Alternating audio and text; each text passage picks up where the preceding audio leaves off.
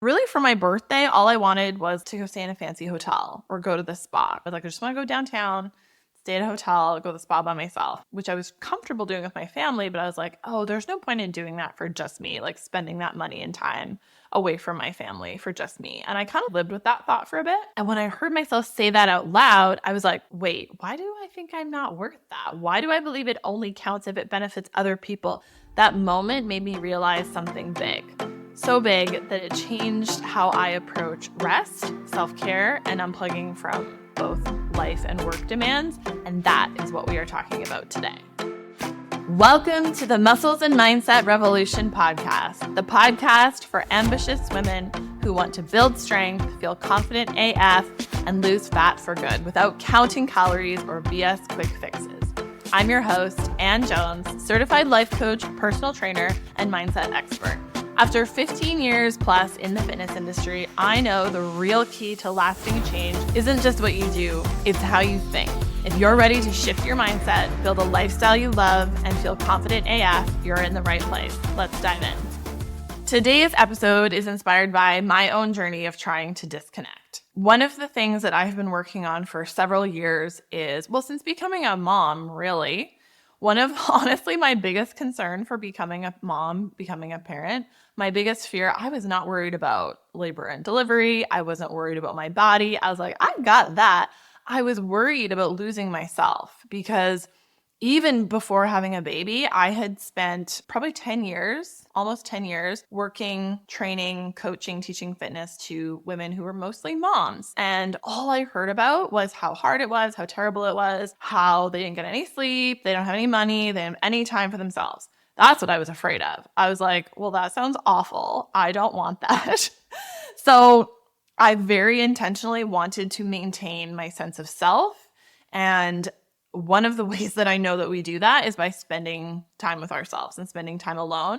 And I'm lucky enough that this was modeled for me by my mom, who, when I was a baby and a toddler, my parents both had busy careers. My mom was a educational resource coordinator, traveling all over the territory, sometimes all over the country.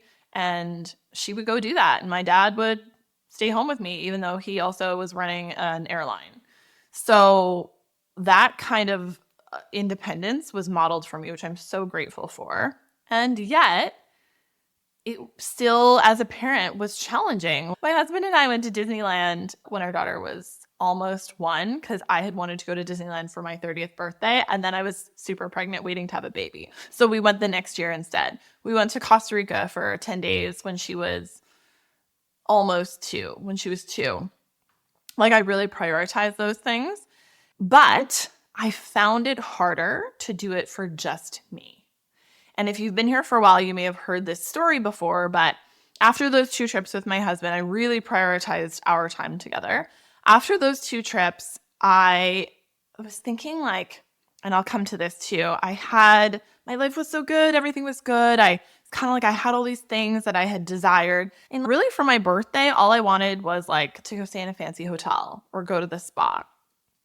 And I think it was the year, it must have been 2019 because it was not 2020. It was not COVID yet. I think it was 2019. For my birthday, I was like, I just want to go downtown. I lived in Vancouver at this time. I was like, I just want to go downtown, stay at a hotel, go to the spa by myself, which I was comfortable doing with my family. But I was like, oh, there's no point in doing that for just me, like spending that money and time away from my family for just me. And I kind of lived with that thought for a bit.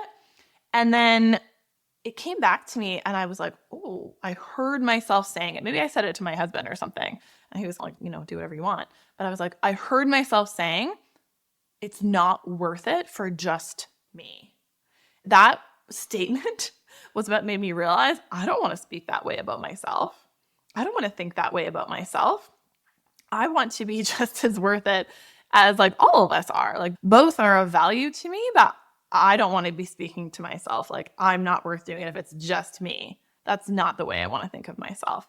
So I did it and then I basically made it a habit. Now I do it a couple times a year. It was challenging to prioritize myself, to go away. There's no problem leaving my husband. He's a competent adult man. But mom guilt can be sneaky, right? Any kind of guilt can be sneaky. And I just choose to unsubscribe from it. So I started making solo time non-negotiable. It began with that first hotel night, and now I do it a few times a year. And here's the thing, it still feels weird sometimes. And I have practiced and trained myself to follow through because I desire a life where I feel comfortable in investing in my own rest and joy. And I know firsthand that when I'm recharged and well rested, I show up better as a mom, a coach, a leader, and a wife. It doesn't have to be a hotel stay, right? It can be like an hour at a yoga class or getting a pedicure. Like whatever it is, we still have these feelings. So I want you to know that that's one part of it, is like I have created a habit because that's the lifestyle that I want, where I am comfortable spending time alone. Okay, so that's the first part, is believing in your value and worth enough to even get alone to do this kind of thing and unplug, which is what we are talking about today. So, because that's the other thing that can be sneaky, right? Is like, okay, I'm going to go away and spend this night alone. Ooh, should I like do some work? Should I get some work in? That's sometimes what I want it to be and sometimes what I don't want it to be. So today's episode is inspired by actually my own journey of trying to disconnect. So all of this to say, literally my favorite thing is hotels and spas. Like that's what I live for. That's what I work for. That's all I want to do. I don't want to buy clothes. I don't need a handbag. Nope. I just want to fly in a plane, stay in a hotel, eat food, drink wine, go to the spa. My whole life. I'll be happy. That's what I want. And I run a very busy company, so it can be really challenging to disconnect. I don't want to disconnect from my family. I want to text with my family and friends. But when I'm intentionally trying to rest and recharge and unplug, I want to disconnect. And so sometimes when I travel, I will take advantage of the plane time. I love working on the plane. You know, when I go for a work trip, it's a work trip and I'm working on the plane. I'm talking to clients. I'm creating content. I'm creating stuff for you guys. I'm writing podcast episodes. But when it's just for me, I want it to be just for me. And this coming weekend, it's just for me. So because my husband knows that this is all I want in life, that's what I got for Christmas. Was a weekend away. Okay. Because again, I don't want any stuff. I don't need any stuff. I don't need anything. I just want to go to hotels and spas. So my lovely husband knows this, and he is like, you know, for Christmas or my birthday, that's what he'll give me, and he'll book it. And it's so nice. I just have to leave and go do the thing. So he gave this to me for Christmas. It's now the end of February. I'm cashing it in, so to speak, very intentionally. I kind of kept it in my back pocket. It's been a couple really busy weeks inside Muscles and Mindset, which is amazing. It's so fun. We did our coaching giveaway, which is always a lot of fun. Mindset coaching course Flow is coming up in a month. We actually just this past week surpassed our highest number of one-on-one clients ever inside Muscles and Mindset. I have, you know, a wonderful team. It's busy. Okay. So it's beautiful and it's a challenging time to unplug. And after these really busy weeks, I was like, okay, I'm cashing it in. I need it. Okay. So I was kind of finding myself, and I teach this to my clients as well, is when I feel myself getting anxious or I'm going to those habits, I found myself scrolling again too, you know, staying up too late. I don't make that mean that I'm a bad person and I suck at discipline. That's a sign to me that's like, oh, okay. My stress bucket is full. I'm going to these old self-protective behaviors, these habits, because I've been working nonstop, even on weekends. To be honest with you, I'm usually pretty good about my boundaries on weekends, but I have been working the past few weekends. So I was like, I'm cashing it in. I'm going away this weekend. So I'm going away on Friday. Okay. And because it's supposed to be for me and I need to unplug, I do want to disconnect. I want to truly unplug and disconnect. And so I'm going to teach you how to do that today, because rest isn't actually it's not a luxury at all. It is a vital part of our productivity and creativity. And that's another tricky bit, is when I am quiet and by myself, I'm so creative. Like I have ideas. I have ideas for courses and concepts and group calls for my clients and posts and podcast episodes. And so sometimes I'm like, I want to have my laptop so I can just like write this all out. And sometimes I want that. But this weekend, I truly just need to unplug. So if I have a great idea, it's going to be going into a voice note. I got to deal with it next week. So in this episode, I'm going to share with you hopefully some more relatable moments, and also some action steps so that you can truly unplug if you want to do this too, when you want to do this too, because you got to do it, my friend. So if you are ready to reclaim your weekend or reclaim your weeknights and leave your computer behind, grab a coffee, settle in, and let's get started. Okay, so the first part of this we're going to call the work-life tightrope. And we're not going to dive deep into this today because it's a big topic. Balance, right? I don't say work-life balance. I don't know that there is such a thing. I don't even believe in balance personally. I think that we're always shifting one way or the other. And if you're listening to this in the podcast, you can picture me holding the scales, right? Tipping the scales. I think the scale tips one way, and that's our sign to pull back the other way. So for me, for example, I've been going hard on the work stuff. I've been working my booty off and really upholding my health. So those things are really tipping. And then now I'm like, oh, that's a sign in my body that we got to pull up the rest a little bit, pull up the unplug. Actually, this happened just this past Friday evening. Last week was a very busy work week. I found myself Friday night staring at my computer, replying to emails well past my usual working hours. I think it was probably even after I put my daughter to bed, which I never do. And I was kind of feeling like I had to stay. I was like, it's so busy. I got to stay. I got to keep doing this. And then I was like, ooh, this is a sign. This is a sign, right? So that's why I planned my getaway this weekend. The goal for me is to disconnect and recharge. And so I'm here today to share the blueprint that helped me to take that leap. Okay, so the first thing I want you to do is set your non-negotiables. What are your personal policies?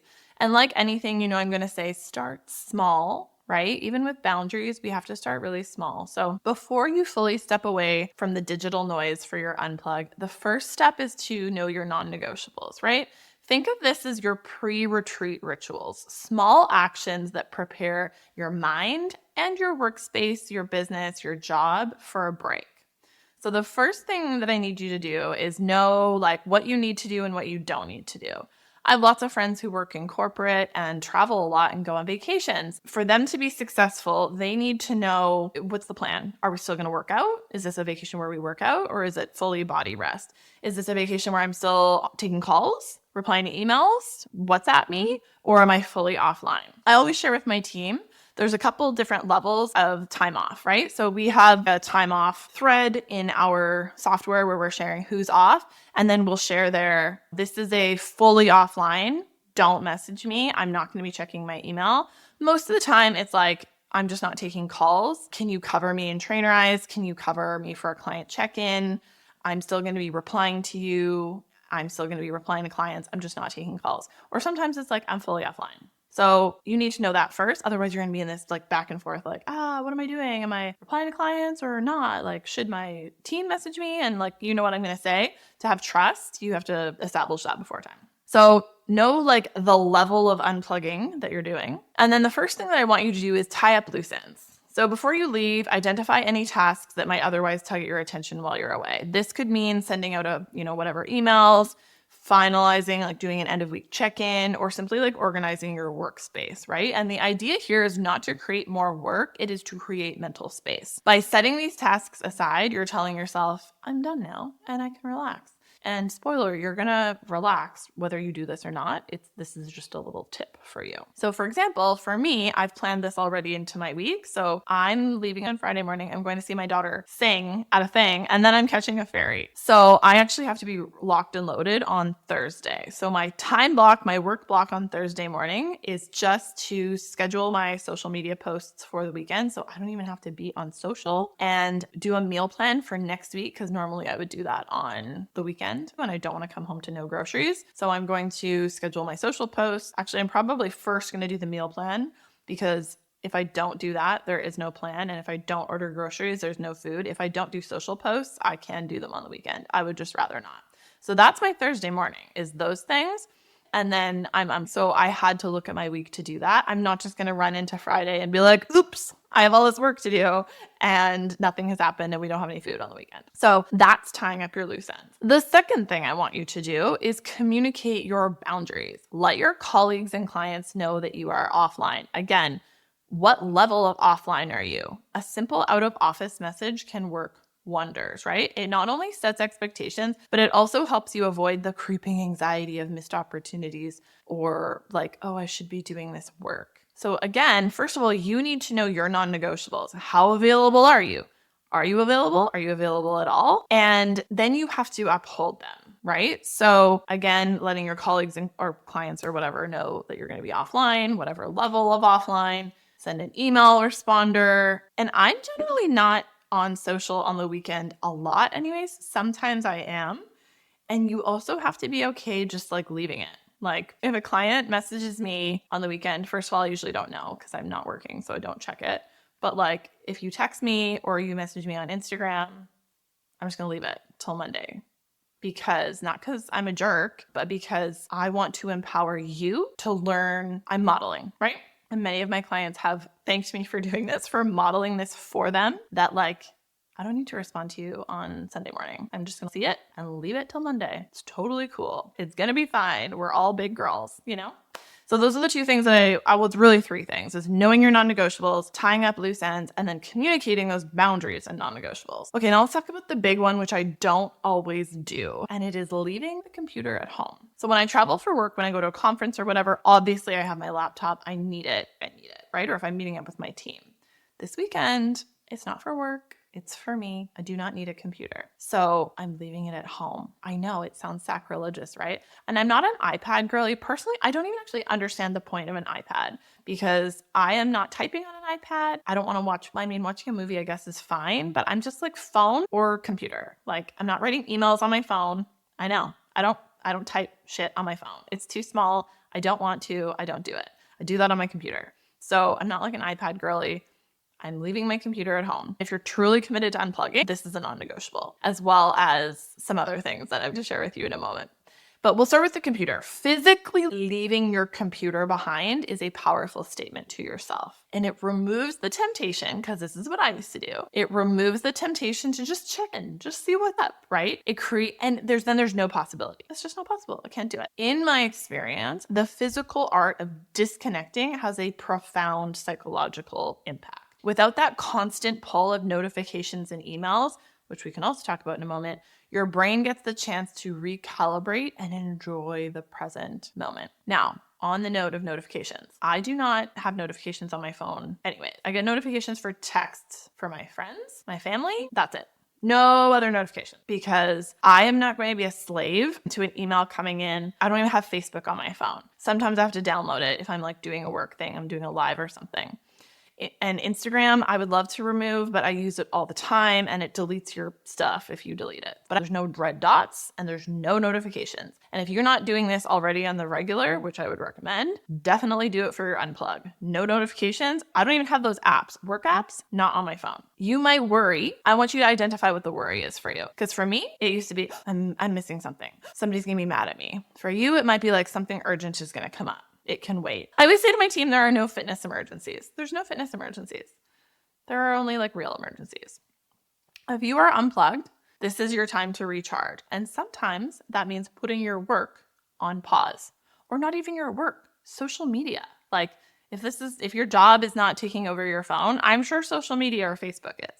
Delete that shit for the weekend. I mean, delete it permanently, in my opinion, if you are not a person like me who uses it for work.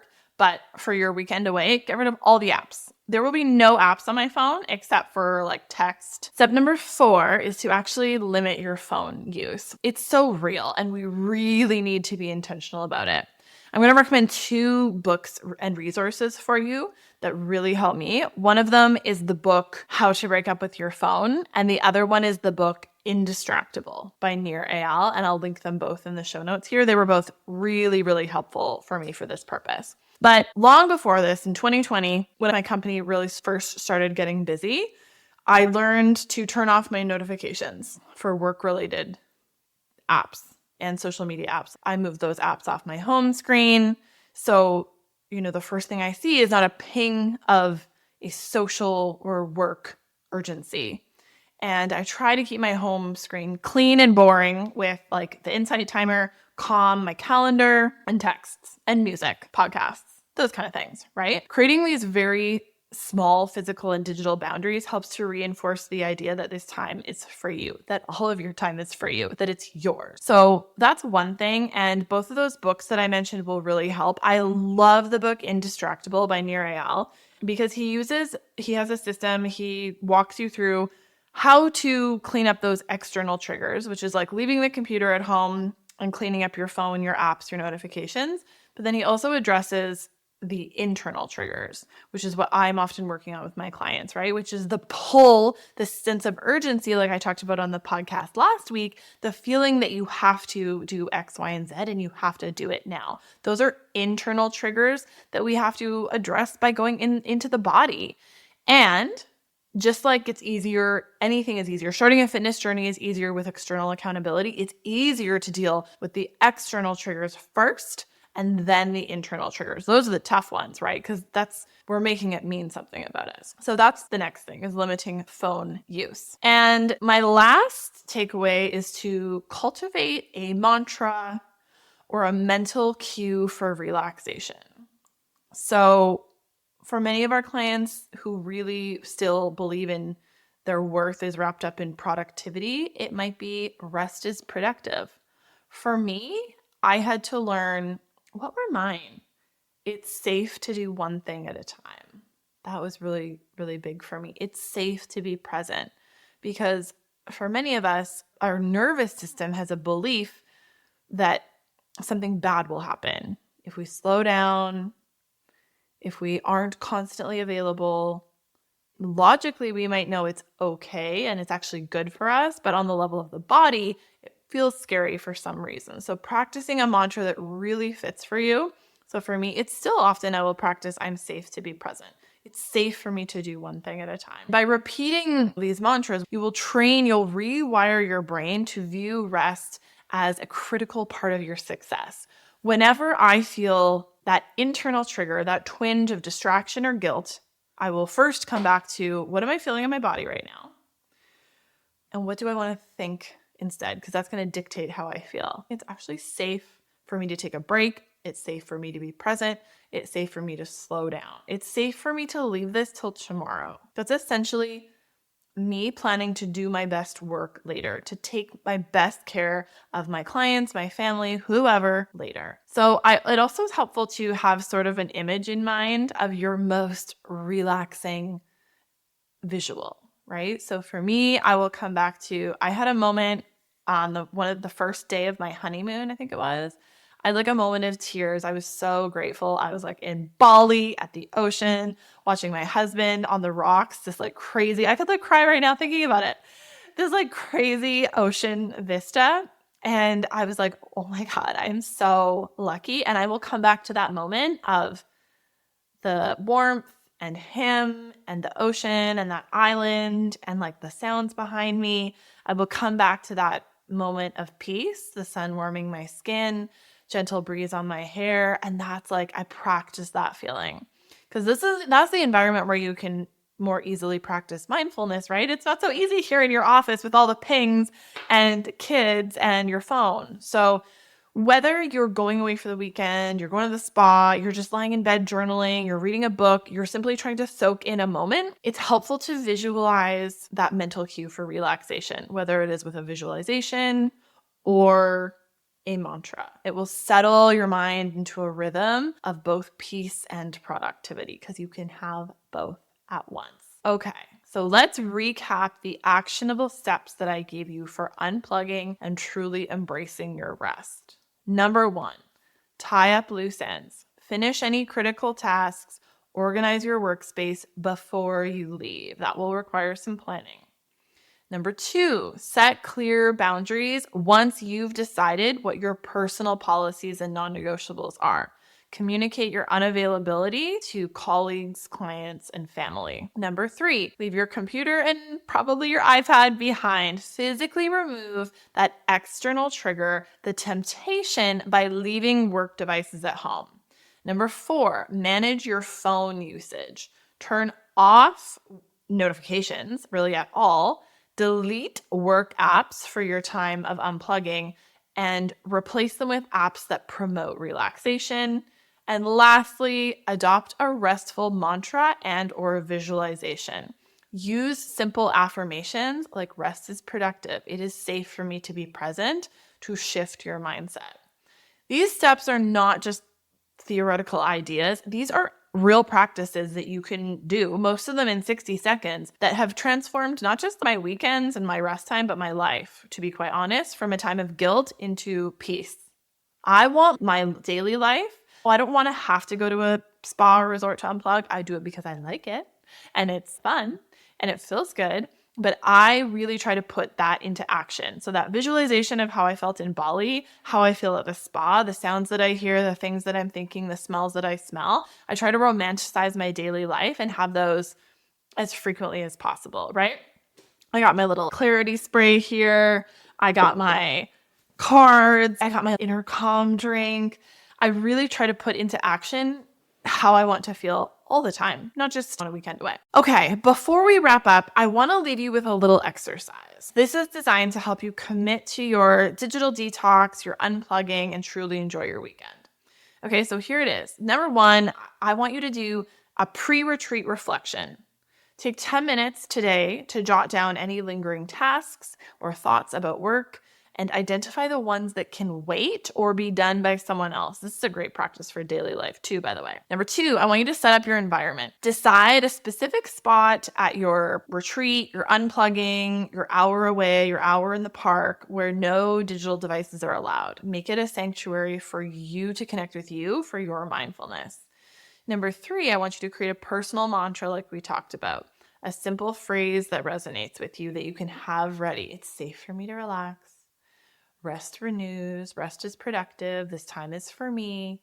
And I want you to remember too, I often have clients who will practice these things and then their more anxious brain will come in and be like, you're not doing it perfectly, you're not resting perfectly. And then I want you to say to yourself, oh, that's okay. I hear you, I see you, and that's okay. I'm new at this, right? I'm learning to fully feel safe, relaxing. And then whatever your mantra is, your visualization, I want you to repeat it whenever you feel that internal urge to check in at home, at work. At the end of your experience, whether it's an hour getting a pedicure, a walk in the park, or a whole weekend away or a whole vacation, just spend 5 or 10 minutes journaling about your experience. How did it feel to truly unplug? What did you notice about your state of mind? I challenge you to try this weekend. Do a mini retreat this weekend, even for an hour or two. Commit to it and see how it transforms not just your downtime, but your entire approach to work-life balance or to life-life balance. Unplugging is not just about escaping responsibilities. It is about recharging so that you can show up as your best self. When you thrive, the community around you thrives. By creating clear boundaries and embracing the freedom to disconnect, you're not just honoring your well-being, you're also setting a powerful example for those around you. So I want you to remember, it's okay to take a break. It's safe to take a break. In fact, it's essential. This world is moving fast, and the demands of your work can feel relentless if you don't take a break. You deserve moments of calm, reflection, rest. For me, I'm going to do it this weekend. I'm going to practice what I preach. When you do it, if you can, leave your computer at home, even leave your phone at home. Silence the work notifications. Immerse yourself in the present moment. Thank you for joining me today for this episode of the Muscles and Mindset Revolution podcast. I really hope today's episode inspires you to create your own disconnection and unplugging strategy that is both realistic and rejuvenating. If you know that you need more of this in your life, more boundaries, more ease, more presence, then you need to be in flow. Flow is my new 8-week mindset coaching program designed to help you implement these exact strategies so that you can finally stop feeling torn between work, family, and personal time. Use the link in the show notes to get on the waitlist for Flow, to be the first to know when it drops, to get an exclusive coaching bonus, and to receive a discount. And good news, if you're in Muscles and Mindset, Flow is free for you. If you found value in this discussion, please share this episode with a friend who might need a gentle reminder to rest. Until next time, take care of yourself, honor your boundaries, and remember, rest is not only deserved, it is essential. Love you. Mean it.